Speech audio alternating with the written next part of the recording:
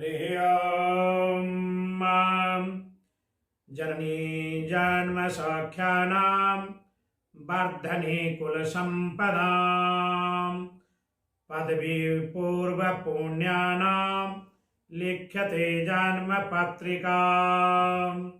एकदन्तो महाबुद्धे सर्वज्ञो गणनायकः सर्वसिद्धिकरश्चास्तु गौरीपुत्रो विनायकः। ब्रह्मा करोतु दीर्घायुः विष्णुः कूर्जाच्च सम्पदां हरो रक्षतु गात्राणि यस्यैका जन्म पत्रिका। आपका जन्म 23/8/1984, समय 8:20 रात्रि और जन्म स्थान भुवनेश्वर ये प्राप्त है।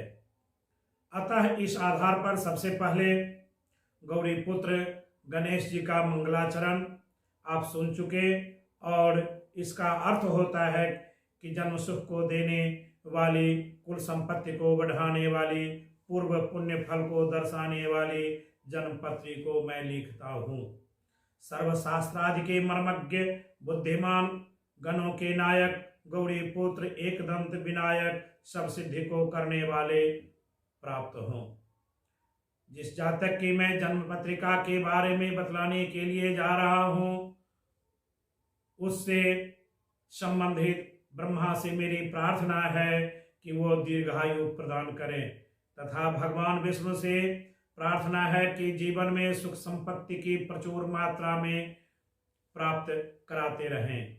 और भगवान शंकर से मेरी प्रार्थना है कि इस जातक की शरीर की रक्षा हमेशा करते रहें, जिसकी मैं जन्म कुंडली बनाने के लिए अथवा जन्म पत्रिका फलादेश करने के लिए तत्पर हूँ।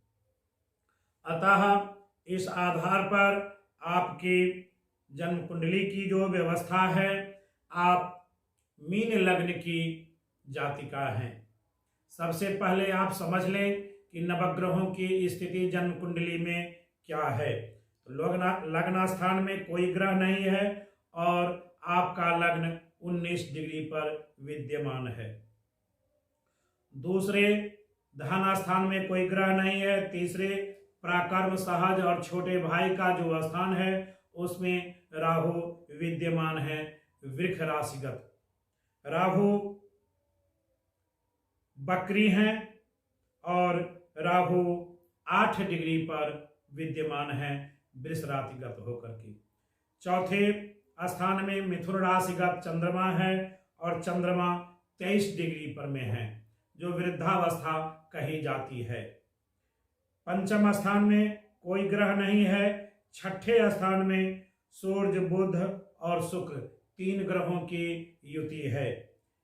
बुध अस्त अवस्था में प्राप्त हैं और 7वें स्थान पर कोई नहीं है। 8वें स्थान में आयु स्थान में शनिदेव अपने मित्र शुक्र की राशि तुला राशि पर विद्यमान है। 9वें स्थान में केतु और मंगल। केतु भी वक्री होकर विद्यमान है वृश्चिक के घर में। केतु की शक्ति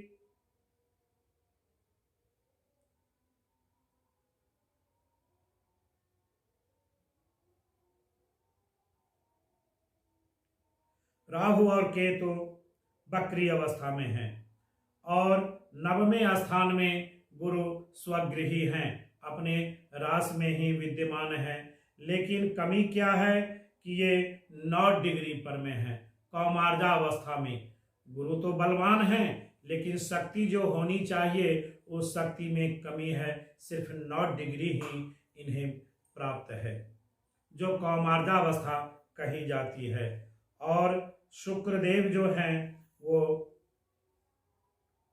6ठे स्थान में विद्यमान हैं अर्थात 25 डिग्री पर। इनकी भी शक्ति वृद्धावस्था को प्राप्त हो चुकी है। तो अब हम समझ चुके कि मंगल 9 डिग्री पर, शुक्र 25 डिग्री पर, सूर्य 7 डिग्री पर, बुध 16 डिग्री पर, शनिदेव 17 डिग्री पर, चंद्रमा 23 डिग्री पर, गुरु 9 डिग्री पर और राहु केतु 8 डिग्री पर विद्यमान है। लग्न 19 डिग्री पर प्राप्त हैं। अतः आप इसका फलादेश पहले समझ लें कि भाव फलादेश के अंतर्गत ये क्या कह रहे हैं। महर्षि भृगु का कहना है कि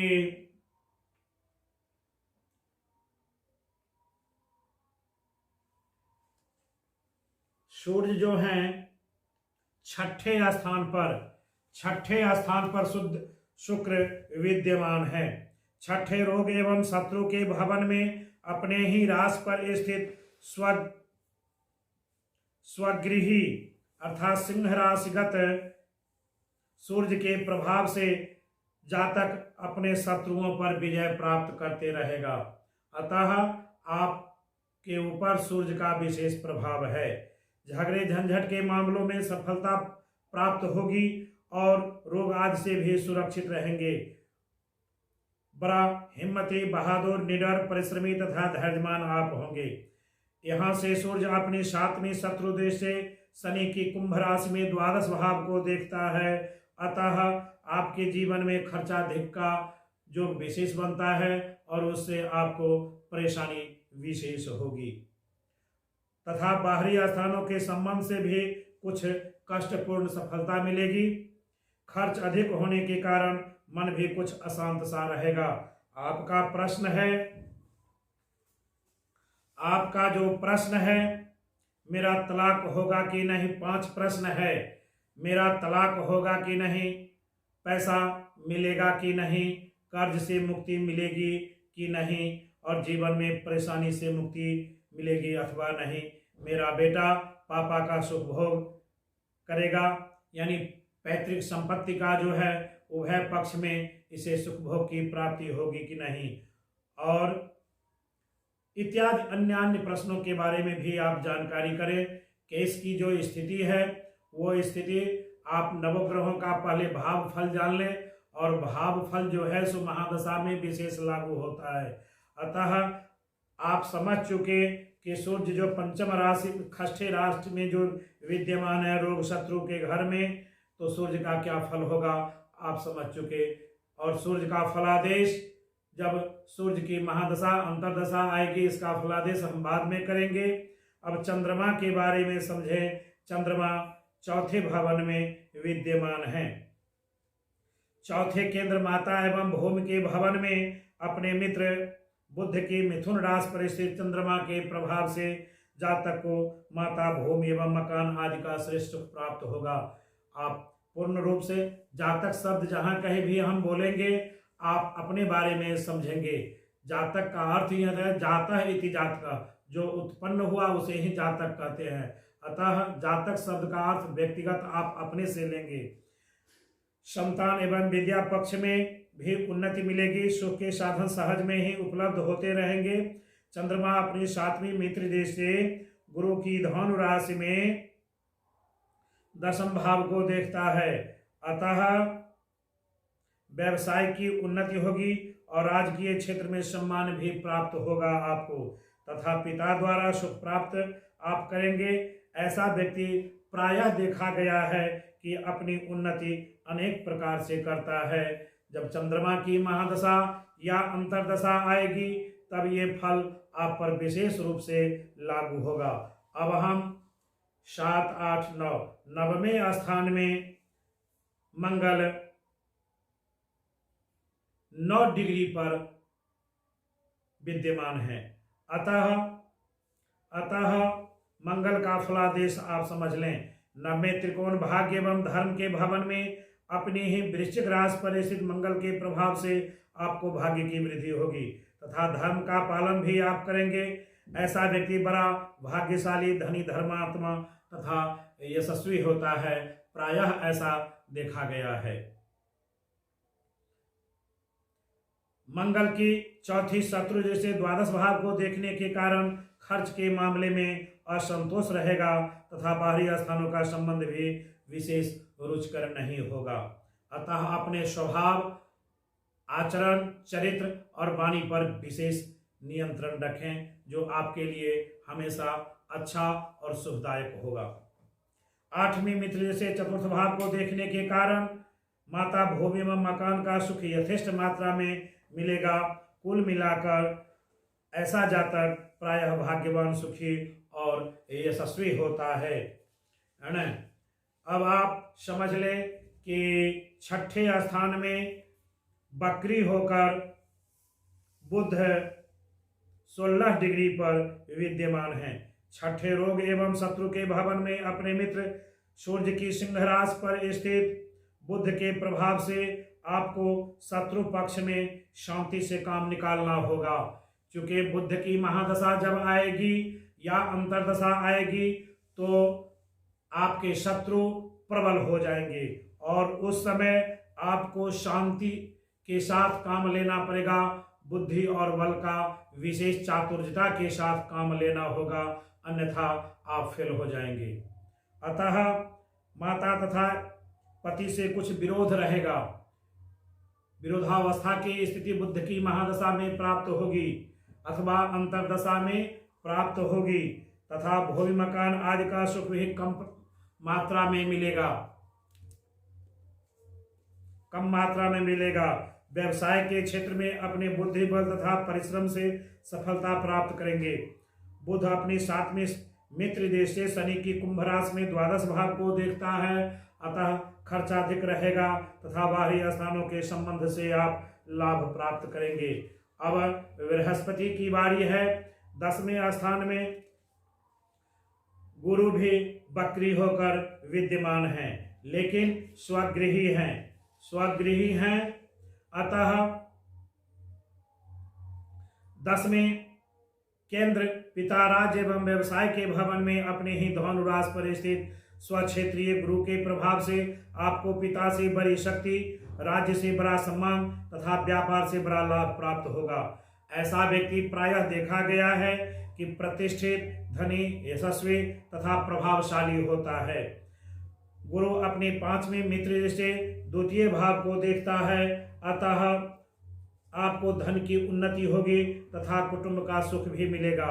7वें मित्र दृष्टि से चतुर्थ भाव को देखने से माता, भूमि एवं मकान का श्रेष्ठ सुख प्राप्त होगा तथा 9वें मित्र दृष्टि से षष्ठ भाव को देखने के कारण शत्रु पक्ष पर आप भारी प्रभाव डालेंगे तथा झगड़े के मामलों में सफलता एवं विजय प्राप्त होगी।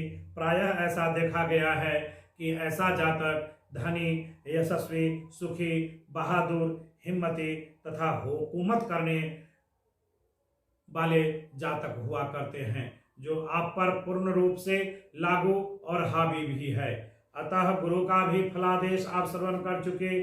अब हम छठे स्थान में शुक्र की स्थिति के बारे में फलादेश प्राप्त करेंगे कि भृगु क्या कह रहे हैं। छठे रोग एवं शत्रु के भवन में अपने शत्रु सिंह की राशि पर स्थित अष्टमेश शुक्र के प्रभाव से आपको शत्रु पक्ष से विशेष कठिनाइयां प्राप्त होगी, परंतु अपनी चतुराई के बल पर उन पर विजय प्राप्त कर लेंगे। साथ ही आपको भाई बहनों से कष्ट, आयु एवं पुरातत्व के क्षेत्र में हानि तथा पुरुषार्थ की कमी भी महसूस होगी। शुक्र अपनी 7वीं मित्र दृष्टि से शनि की कुंभ राशि में द्वादश भाव को देखता है, अतः खर्चा अधिक रहेगा तथा बाहरी स्थानों के संबंधों से कुछ शक्ति प्राप्त होगी। ऐसा शुक्र का फलादेश है और शुक्र की महादशा या अंतरदशा जब कभी भी आएगी तो ये फल आप पर विशेष रूप से लागू होगा। अब 8वें स्थान में शनि शुक्र राशिगत विद्यमान है, अतः 8वें आयु एवं पुरातत्व के भवन में अपने मित्र शुक्र की तुला राशि पर स्थित उच्च शनि के प्रभाव से आपकी आयु में विशेष वृद्धि होगी तथा पुरातत्व का लाभ भी आपको विशेष मात्रा में प्राप्त होगा और बाहरी स्थानों के संबंध से विशेष आमदनी होगी, जिससे आप खर्चे के मामले में उसका समाधान करते रहेंगे, परंतु उसके लिए दौड़ धूप अधिक करनी होगी। आपका जीवन भाग दौड़ में विशेष व्यतीत होगा। शनि तीसरी शत्रुदेश से दशम भाव को देखने के कारण पिता पक्ष से असंतोष, राज्य पक्ष से सामान्य संपर्क तथा व्यवसाय पक्ष से सामान्य लाभ प्राप्त होगा। 7वीं नीच दृष्टि से शत्रु की राशि में द्वितीय भाव को देखने से धन संचय का भी अभाव विशेष खटकेगा आपको, तथा कुटुंब से परेशानी भी प्राप्त होगी। 10वीं शत्रु दृष्टि पंचम भाव को देखने के कारण संतान पक्ष में हानि तथा विद्या बुद्धि के क्षेत्र में कमी रहेगी। प्रायः ऐसा देखा गया है कि ऐसे व्यक्ति के मस्तिष्क में विशेष चिंताएं घेरी रहती है, अतः आपका जीवन अशांत सा व्यतीत होगा और आप अपने जीवन में प्रायः अशांत ही रहेगी। अब हम राहु का फलादेश कर रहे हैं, जो राहु वृष राशिगत होकर तृतीय भाव में विद्यमान है। तीसरे भाई बहन एवं पराक्रम के भवन में अपने मित्र शुक्र की राशि पर स्थित राहु के प्रभाव से आपके पराक्रम में अत्यधिक वृद्धि होगी और अपनी गुप्त कमजोरियों को छिपाने में कुशल होंगे तथा पुरुषार्थ की वृद्धि एवं जीवन के लिए आवश्यक सफलताओं को प्राप्त करने के लिए बड़ी हिम्मत एवं बहादुर से काम लेते रहेंगे। आपको भाई बहनों की ओर से कुछ कमी तथा कष्ट का अनुभव भी प्राप्त होगा, अतः इसमें विशेष बुद्धि का सहारा आप लें। अब हम 9वें स्थान में स्थित केतु का फलादेश ग्रहण करेंगे, अतः आप श्रवण करें। 9वें त्रिकोण भाग्य एवं धर्म के भवन में अपने शत्रु मंगल की वृश्चिक राशि पर स्थित केतु के प्रभाव से आपको भाग्य के पक्ष में विशेष कठिनाइयों का सामना करना पड़ेगा और झगड़े झंझटों में भी विशेष परेशानी महसूस होगी तथा धर्म का पालन भी ठीक ढंग से आप नहीं कर पाएंगी। परंतु ऐसा व्यक्ति अपने गुप्त युक्ति बल परिश्रम एवं चातुर्य एवं साहस के द्वारा कठिनाइयों पर भी विजय प्राप्त करता है, प्रायः ऐसा देखा गया है। अपनी उन्नति का मार्ग भी आप स्वतः बनाएंगे। अनेक बार घोर संकट उपस्थित होने पर भी आप विचलित नहीं होंगे तथा भाग्य एवं धर्म की थोड़ी बहुत उन्नति करते रहेंगे, फिर भी इस पक्ष में यश में कुछ कमी बनी रहेगी, ऐसा भावफल आपके ऊपर लागू है। अब हम ये सोचेंगे करेंगे कि आपके जो मीन लग्न प्राप्त हैं, अतः मीन लग्न के आधार पर मारक ग्रह कौन कौन है, तो आप समझ लें कि आपके लिए आजीवन सूर्य, शुक्र और शनि अशुभ फलदायक होंगे। जब जब इनकी महादशा, अंतरदशा, प्रत्यंतर दशा, सूक्ष्मांतर दशा, प्राण दशा अथवा उपदशा आएगी तो आपके लिए विशेष अशुभ होगा और झगड़े झंझट परेशानी विशेष झेलने होंगे। आपके लिए बुध, मंगल, चंद्रमा शुभ फलदायक होंगे। मंगल गुरु राजयोग कारक भी है और भौम मार्केश भी है। भौम माने मंगल, मार्केश भी है, किंतु शनि बुध मारक भी प्राप्त हैं। अतः जब इनकी महादशा या अंतरदशा आएगी तो आपको विशेष सावधानी बरतनी होगी और समय बहुत सावधानी और सतर्कता के साथ बिताना होगा। अब हम महादशा का फलादेश कर रहे हैं, लेकिन उससे पहले थोड़ी सी और जिज्ञासा प्राप्त कर लें कि आपका स्वभाव और अन्य विशेष क्या बतलाता है। तो आप शारीरिक विशेषताएं के बारे में जानकारी प्राप्त कर लें कि आपके हाथ छोटे, पैर भी छोटे, परंतु किसी किसी के पैर लंबे भी होते हैं। आपका मुंह अपेक्षाकृत चौड़ा, आपके नेत्र आर्द्र एवं विचित्र प्रकाश से युक्त है जो देखने में सुंदर लगते हैं। नेत्रों का रंग नीला है, नेत्र बल्ब की भांति आगे की ओर निकले हुए हैं। अधिक आयु में भी आप स्थूलकाय महसूस हो सकते हैं। व्यक्तित्व के बारे में यदि जानकारी प्राप्त करें तो आपके लग्न की राशि का स्वामी गुरु है। फलस्वरूप आप दार्शनिक, उत्प्रेरक, सरल स्वभाव, भावुक, दयालु, दानी, कल्पनाशील, ईमानदार, क्षमाशील, मानवता की पुजारी, अहिंसावादी, सत्यमार्गी, विनम्र, महत्वाकांक्षी तथा धर्मपरायण आप हैं। आप में बुद्धि व अबोधन शक्ति अधिक है। आपको क्रोध बहुत कम आता है। आप किसी को हानि नहीं पहुंचाएगी, यहाँ तक कि उस व्यक्ति को भी नहीं जो आपको हानि पहुंचाता है, लेकिन सबको अच्छे रूप में ही भी आप भी देखती हैं। आप में मानवता तथा जनसेवा की भावना उच्च कोटि की है। आपको हानि कोई अगर पहुंचाए अथवा आपकी बुराई करे उसे भी आप क्षमा कर देती हैं। आप एक कुशल गृहिणी हैं। आप में आत्मविश्लेषण की क्षमता है। आप बाचाल तथा मुंहफट नहीं हैं, परंतु अवसरानुकूल एवं मर्यादा की सीमा में रहकर परामर्श वजन पूर्ण आप जरूर देती हैं, जो आपके लिए समयानुकूल विशेष खराब रहता है। आप सदैव सक्रिय रहकर परिश्रम करती हैं। आप धैर्यवान तथा अनुशासन प्रिय हैं। परिवार तथा समाज में आपकी प्रतिष्ठा आपके उपरोक्त गुणों के कारण ही है। आपको क्रोध कम आता है। द्विस्वभाव राशि तथा जुम्न राशि होने से आपकी दिनचर्या परिवर्तनशील है। कभी कभी दोहरी मानसिकता हानिकारक सिद्ध हो सकती है, अतः आप इसमें नियंत्रण रखें। आप एक शंकालु हैं, तभी आपकी अपनी प्रशंसा पसंद आप विशेष करती हैं। आपको स्वास्थ्य एवं रोग के प्रति यदि फलादेश करना चाहें तो सामान्य रूप से आप स्वस्थ हैं, परंतु आपको गैस एवं कृमि यानी कीड़ों की शिकायत रहेगी। हृदय रोग, कफ, कांसी, रक्त विकार, कान व दांतों के रोग, पित्त रोग, टखनों व पैरों में सूजन, दर्द, पसीना आना, क्षय, ट्यूमर आदि भी रोग हो सकते हैं। यदि प्रेम तथा वैवाहिक जीवन में जानकारी प्राप्त करना चाहें तो आप अपना जीवन साथी सुंदर व बुद्धिमानी के आधार पर चुनती हैं। आप रोमांस प्रिय हैं। आपको प्रेम यथार्थ है। आप भावुक हैं तथा प्रेम को उत्तरदायित्व एवं कर्तव्य की भावना से देखती हैं। आपका दाम्पत्य जीवन सुखी रहता, लेकिन दाम्पत्य जीवन में बड़ी उतार चढ़ाव की भी स्थिति महसूस हो रही है और ये प्रायः आपको विशेष परेशानी अर्थात उदासीन जीवन महसूस हो सकता है ना। परिवार को निश्चल प्रेम प्रदान करती है। आप पति पर कभी दोषारोपण करती हैं और कभी विशेष आरोपण करती हैं, जिसमें मतभेद की स्थिति आ जाएगी और तलाक की भी स्थिति हो सकती है इस स्वभाव और आचरण चरित्र के कारण।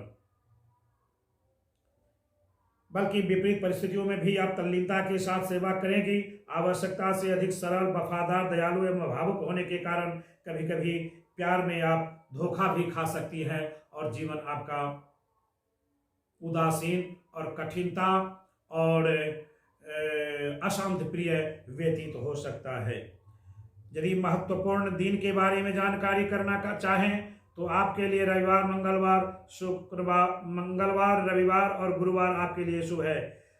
बुध शुभ है, शुक्र भी शुभ है। सोम और शनिवार आपके लिए खराब है। रंग लाल, पीला, गुलाबी, नारंगी आपके लिए शुभ है और नीला, काला आपके लिए खराब है ना। सावधानी से संबंधित स्वास्थ्य के लिए भोजन में नियमितता बरतें। मानसिक श्रम के अनुकूल आहार लें। सफलता के लिए शंका कम करें। मानसिक रूप से स्थिर रहने का प्रयास करें। भावुकता तथा उतावलेपन से बचें। बिना सोचे समझे कार्य प्रारंभ न करें, इसे आप जीवन में आवश्यक समझेंगे। अब हम महादशा से संबंधित फलादेश प्राप्त करना चाहते हैं तो आपका जन्म गुरु की महादशा में हुआ और गुरु की महादशा 16-10-1996 तक रही। बाद में 19 वर्षों के लिए शनि की महादशा आ गई और जन्म कुंडली में शनि की जो स्थिति है वो 8वें आयु स्थान में अपने मित्र शुक्र की तुला राशि पर विद्यमान है। अतः शनि की महादशा आपके लिए बड़ा खतरनाक रही। इसमें पूर्ण सावधानी के साथ समय आपका बिताना आवश्यक था। प्रायः शनि की महादशा में मिथ्यापवाद, बंधन, आश्रय का नाश, धन तथा पति से दुख, सब कामों में हानि तथा असफलताओं का सामना करना पड़ता है और यह महादशा 16-10-2015 तक विद्यमान रहा, जो अनुकूल नहीं रहा। बाद में बुध की महादशा 17 वर्षों के लिए आ गई और यह महादशा 16/10/2032 तक की अवधि है। ये महादशा चूंकि आपकी कुंडली में बुध वक्री है और बुध की महादशा हर व्यक्ति के लिए बड़ा अनुकूल होता है, सुंदर होता है। इस महादशा में अनेक प्रकार के भोग, सुख, धन, वैभव तथा उत्तम कोटि के पुरुषों से भी संपर्क बनता है और आगमन और प्राप्ति की भी स्थिति भी बनती है। इसके आनंद तथा ऐश्वर्य की भी वृद्धि होती है। लेकिन बुध आपकी कुंडली में वक्री अवस्था में है। अभी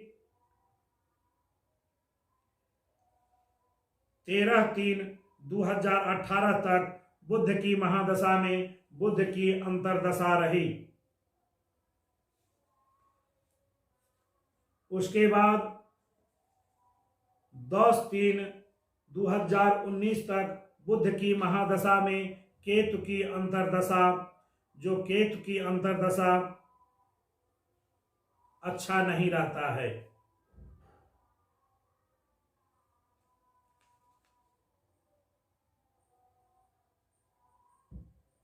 इसमें अनेक प्रकार के दुख, शोक, क्लेश एवं शारीरिक कष्टों का भी सामना करना पड़ता है और यह समय प्रायः प्रतिकूल ही रहा। उसके बाद बुध की महादशा में शुक्र की अंतर्दशा, जो 10/1/2022 तक बुध की महादशा में शुक्र की अंतर्दशा, तो यह महादशा यानी 10/1/2022 10 जनवरी 2022 तक बुध की महादशा में शुक्र की अंतर्दशा है और कुछ बिंदुओं को छोड़कर आपके लिए यह समय बड़ा अच्छा है। इसके बाद 16/11/2022 तक सूर्य की भी अंतर्दशा है। यह समय आपके लिए उत्तम वस्त्र, स्वर्ण, धन, आभूषण, यश आदि की प्राप्ति होने का है, परंतु पति के कारण मन में उद्वेग की वृद्धि होगी और दाम्पत्य जीवन में बड़ा उतार चढ़ाव की स्थिति रहेगी। बाद में बुध की महादशा में चंद्रमा की अंतर्दशा विद्यमान है, जो चंद्रमा की अंतर्दशा 16/4/2024 तक प्राप्त है। चंद्रमा की महादशा में आपको थोड़ी सी परेशानी और कठिनाई होगा। कुछ रोगों का गंडमाला क्षय, कुछ गुप्त रोगों का भी शिकार होना पड़ेगा। साथ ही गिरने का भी, पतन का भी योग बनता है। अतः इस समय आप पूर्ण सावधानी के साथ समय बिताएंगे, चूंकि उतना अच्छा फल दिखाई नहीं देता। लेकिन इसके बाद मंगल की अंतर्दशा यानी बुध की महादशा में मंगल की अंतर्दशा, और मंगल का फलादेश हम भाव फल में बता चुके हैं। ऐसे 13/4/2025 तक बुध की महादशा में मंगल की अंतर्दशा, इसमें सिर में, कंठ में कुछ रोगों का आगमन हो सकता है और चोरों से भय, अन्य प्रकार के क्लेश और कष्टों का भी सामना करना पड़ेगा। इसके बाद बुध की महादशा में राहु की अंतर्दशा, जो 1/11/2027 तक 1/11/2027 तक बुध की महादशा में राहु की अंतर्दशा है और यह समय भी आपके लिए बड़ा खराब है। शत्रु से पीड़ा, अग्नि से भय, साथ ही आकस्मिक रूप से धन की हानि का भी योग दिखाई दे रहा है, जो आपके लिए अनुकूल नहीं है। लेकिन इसके बाद गुरु की अंतर्दशा आ रही है और गुरु की अंतर्दशा 1/11/2027 के बाद 7/2/2030 तक गुरु की अंतर्दशा रहेगी। इसमें व्याधि एवं शत्रुओं के भय से छुटकारा आप प्राप्त कर लेंगे। राजा द्वारा यानी बड़े बड़े लोगों से सम्मान मिलेगा, धर्म में प्रवृत्ति होगी, अध्यात्म की वृद्धि होगी तथा स्नेह, पवित्रता आदि सभी सद्गुणों से आपका समय अनुकूल रहेगा। और इसके बाद बुध की महादशा में शनि की अंतर्दशा 16/10/2000 32 तक विद्यमान है। इसमें धन धर्म का उपभोग करेंगे और मित्र स्नेही लोगों के द्वारा कुछ धन का लाभ भी होगा। आप एक गंभीर और धन का उपभोगी करने वाले होंगे, लेकिन किसी एक मामले में उत्साह न रखने के कारण आपको उदासीन होना पड़ेगा। अभी आप समझ लें कि आपके लिए समय बड़ा अच्छा है। आपने जो लिखा मेरा तलाक होगा कि नहीं, तो इसमें समय की स्थिति बड़ा सुनहरा है जो आपके लिए अच्छा है। चूंकि बुध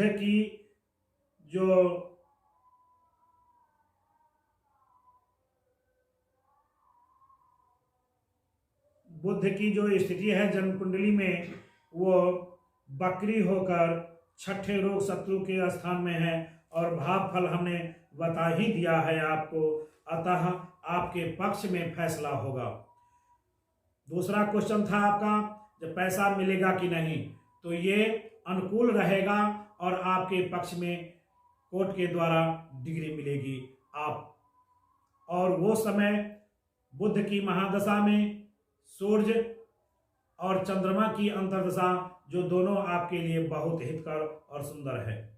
कर्ज से मुक्ति मिलेगी कि नहीं, कर्ज की स्थिति, चूंकि बुध जो है सो आपकी जन्म कुंडली में रोग छत्रे के स्थान में 16 डिग्री पर में है, फिर भी आपके लिए यह समय अच्छा रहेगा और कुछ परेशानियों के साथ विवेक और बुद्धि का सहारा यदि आप लेते रहेंगे तो इसमें सफलता पा सकती हैं, अन्यथा स्थिति गंभीर है।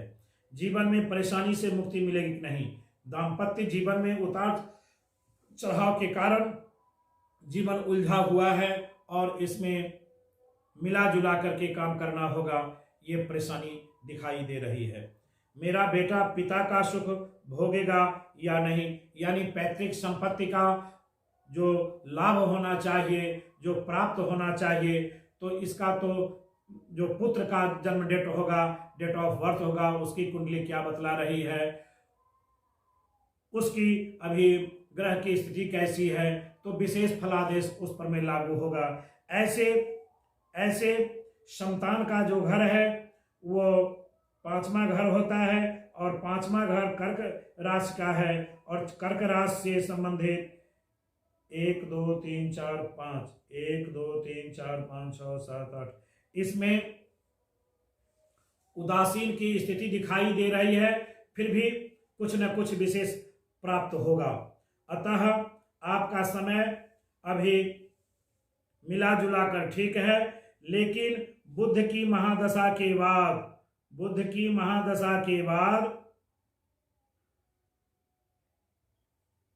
7 वर्षों के लिए केतु की महादशा आएगी और केतु की महादशा आपके लिए उतना अच्छा नहीं है, चूंकि भाग्य स्थान में है, आर्थिक तंगी विशेष होगी। केतु की महादशा प्रायः खराब होता है। तो 32 तक ये है, 32 के बाद 7 वर्ष आप जोड़ दे, उसमें 7 2 9 39 तक केतु की महादशा रहेगी और केतु की महादशा में आपको अनेक प्रकार के आपत्ति विपत्ति भय रोग संकट हानि विषाद एवं अनर्थों का सामना करना पड़ेगा। साथ ही दुर्घटना आदि का भी योग बनता है, अपमृत्यु कारक भी समय है, अतः आप पूर्ण रूपेण सतर्कता और सावधानी के साथ काम निकालेंगे। इसमें जब आपको हम जो मार्केश का फलादेश बताए हैं, अरिष्ट कारक वर्षों में आप शांति कराते रहेंगे, महामृत्युंजय दुर्गार्चन शिवार्चन कराते रहेंगे तो आपको विशेष लाभ होगा। बस इन्हीं शब्दों के साथ मैं अपनी वाणी को विराम देता हूँ। जय श्री गणेश, जय नारायण, आपको सुख की प्राप्ति हो।